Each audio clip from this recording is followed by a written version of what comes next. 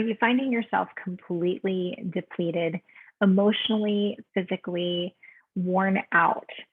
I know what that feels like, friend. And we are continuing our conversation on the mental load today. This is number two, part two. We did part one last week. So if you haven't seen part one, I will leave the link in the description below for you to catch part one. What do you need to do when you realize that you're completely depleted and your mental load feels like 100 pounds basically on your shoulders?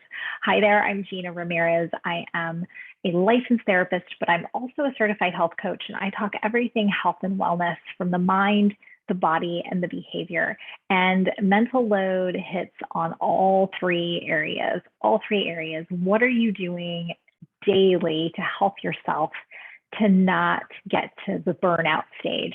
Last week, we talked about knowing your mental load, like what is it, what's on your plate? Because mental load isn't just the doing, which a lot of people think, wow, I have a lot on my plate. Look at all the things that I'm doing. It's more than that. It is the planning, the organization, the monitoring, the following up that we do.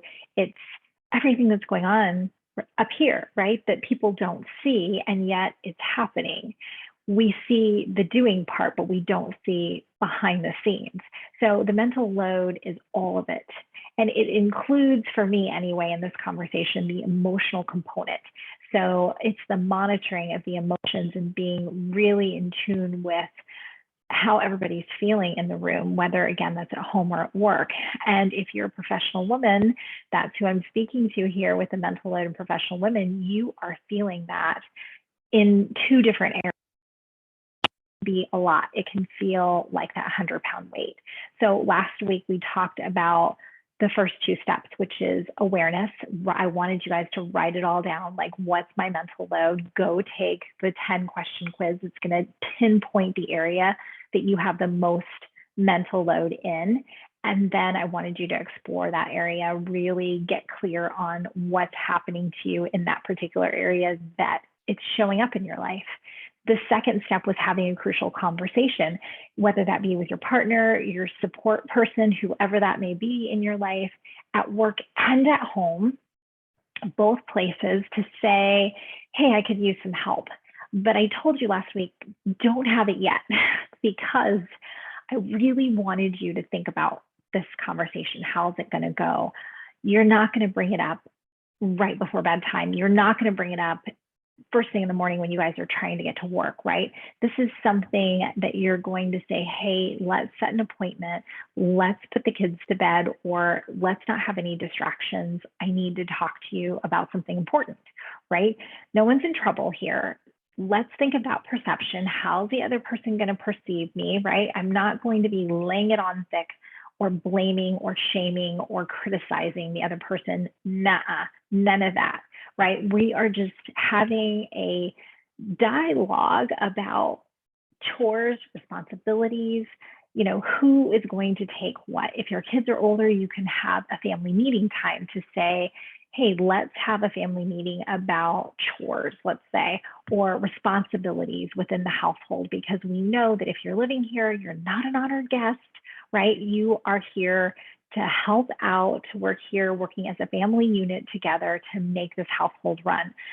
Coincidentally, that happens at work as well, that we have these conversations at work, because you are not a lone wolf there either, more than likely, unless you're a solo entrepreneur, and then hopefully you have some help.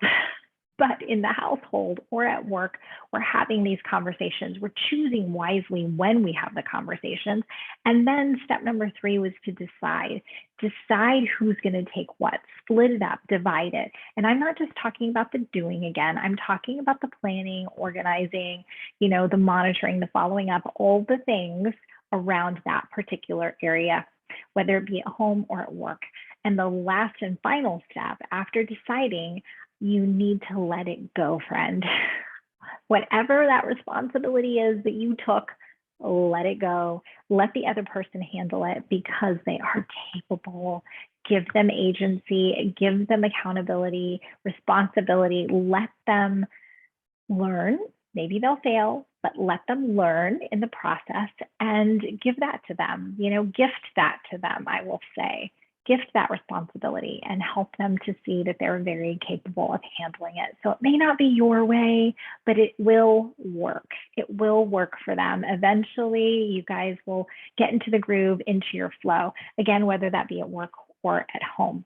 Those are my 4 steps. That concludes this topic of I'm depleted. Now, what do I do with this? We're going to continue the conversation as this month and next month go by about control, about feelings of guilt around this idea of mental load. So stay tuned, friend. If you like this conversation, you like where I'm going with health and wellness, mind, body, behavior, please hit that subscribe button.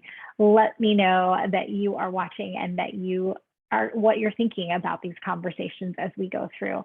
All right, friend, until I see you next week, have a fantastic day.